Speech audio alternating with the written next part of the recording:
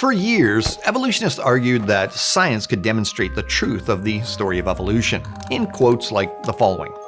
Actually, there is superabundant evidence for animals evolving under our eyes. British moths becoming darker since the Industrial Revolution, industrial melanization. Insects evolving DDT resistance since World War II. Malaria parasites evolving chloroquine resistance in the last 2 decades, and new strains of flu virus evolving every few years to infect us. Christian apologetics ministries like Answers in Genesis have educated many Christians to the duplicitous tactics evolutionists have often employed, such as the false equivocation of natural selection with biological evolution and the difference between empirical or observational science and historical science. These people have woken up to the fact that there's zero evidence of animals evolving under our eyes. And yet, many layperson evolutionists persist in using these arguments, which even other evolutionists have debunked. A good example of this occurred recently on our Answers in Genesis Canada Facebook page, where a lady named Debbie, clearly an atheistic Bible skeptic, commented on one of our posts by declaring, "Evolution has been proven beyond a reasonable doubt many times over. Ignoring it, denying it as you do, does not change the facts." I then asked, "So evolution has been observed, proven?" And she said, "The peppered moth is one example. Peacocks and pesticide-resistant insects are 2 more. I can go on." So I sent her the following reply. "Well, Debbie, you might want to look into what you believe is observational evidence for evolution somewhat further. For example, famous evolutionary biologist L. Harrison Matthews, writing in the foreword to the 1971 edition of Darwin's Origin of Species, said this about the peppered moth example you mentioned. The experiments beautifully demonstrate natural selection, or survival of the fittest, in action, but they do not show evolution in progress. For however the populations may alter in their content of light, intermediate, or dark forms, all the moths remain from beginning to end, bistin bitularia." As for the pesticide resistance argument, more than 15 years ago, leading evolutionary biologist Francisco Ayala wrote, "Resistance to one or more pesticides has been reported in at least 225 species of insects and other arthropods. The genetic variants required for resistance to the most diverse kinds of pesticides were apparently present in every one of the populations exposed to these man-made compounds. What happened was simply that the resistant ones already present survived, while the others were killed. The survivors passed on the genetic information for this resistance, which therefore became more common in subsequent generations. No new information arose, yet this is what evolution is supposed to be all about. In fact, some information would have been lost as a result of the non-resistant organisms being wiped out, as they would likely carry some genes not present in the survivors." So according to the testimony of leading evolutionists, both of these examples do not show evolution in progress, yet years later, the same examples are still presented as top-ranking observational evidence for evolution.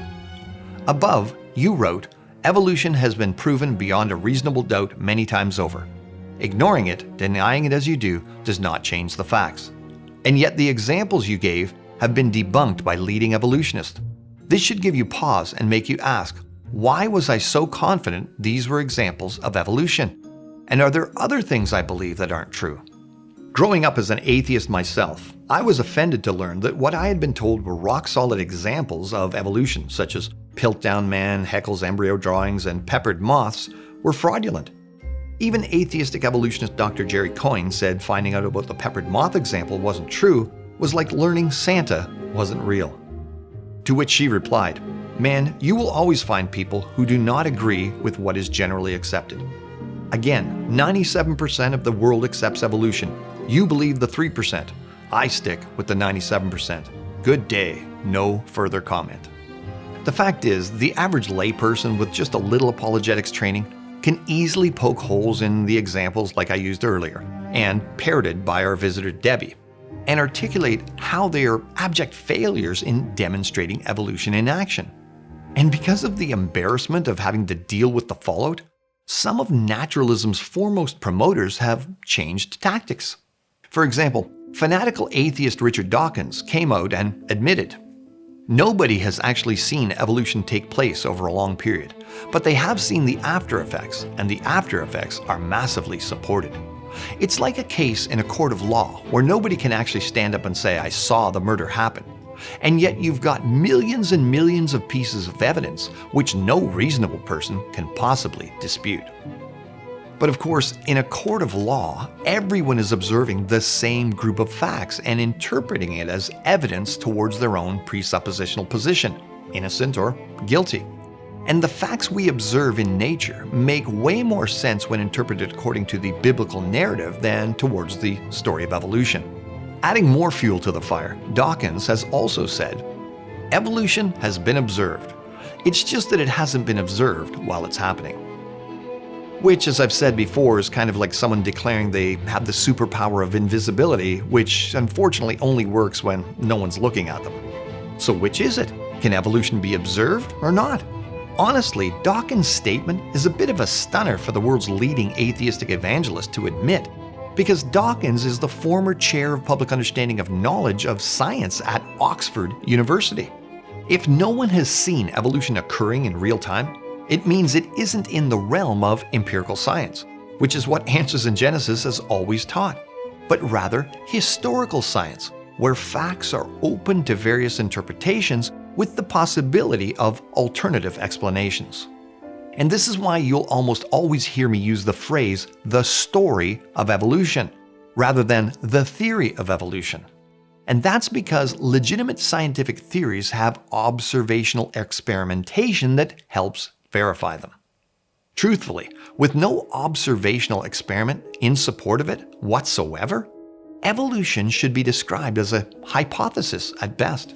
However, for those that have grown up in the state-run schools promoting evolutionary indoctrination, like myself here in Canada, many evolution believers, like Debbie, still think that evolution is a fact and has been observed.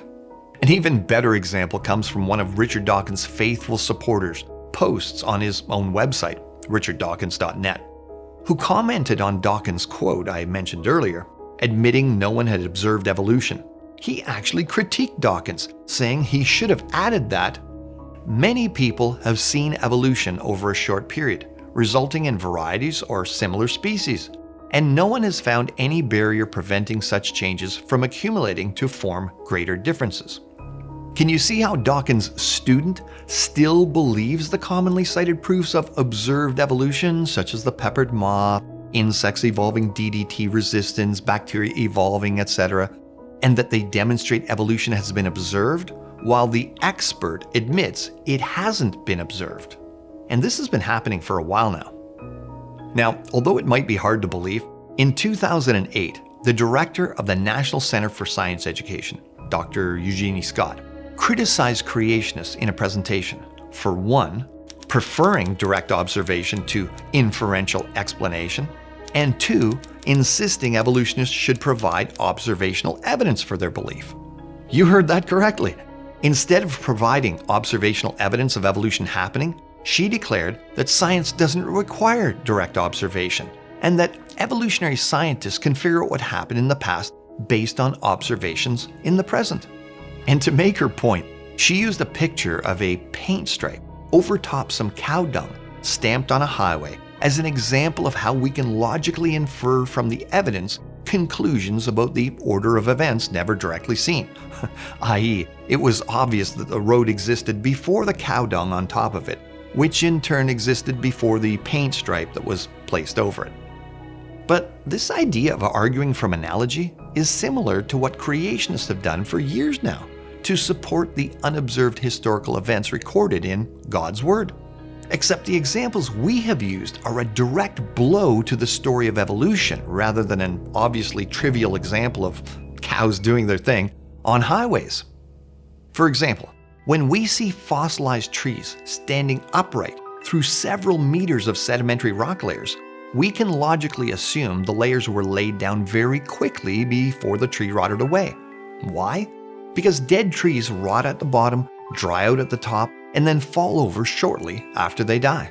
Obviously, trees wouldn't last standing up if it took several thousand years for sediments to build up around them. Also, when we see unfossilized soft tissue containing red blood vessels, cells, amino acid sequences, collagen, etc., inside fossilized dinosaur bones, we assume they formed recently, perhaps thousands of years ago, but certainly not millions, because known chemical decomposition rates simply wouldn't allow for soft tissue to last for 65 plus million years.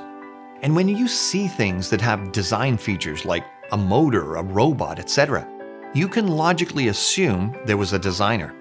So when we see similar but vastly more complicated things in nature like the ATP synthase motor or the kinesin motor protein, we assume they were created by a master designer. Similarly, because it's our universal experience that whenever we see information in the form of a coded language system, it has always originated through an intelligent mind, we can assume that the most sophisticated code system we've ever seen, DNA, came from the most sophisticated mind we can imagine, God. So, for those evolutionists retreating into arguments from analogy, come on in, the water's warm. We welcome them to our world because it will likely prove to be quite damaging to their belief systems, as all of the conclusions I just gave will likely prove devastating to evolutionary presuppositions as the average person can see. They not only provide strong evidence against evolution's required millions of years time frame, but also support the Bible's young Earth time frame and provide direct evidence of a creator, such as Romans 1:20 describes. For his invisible attributes, namely his eternal power and divine nature, have been clearly perceived ever since the creation of the world in the things that have been made, so that they are without excuse.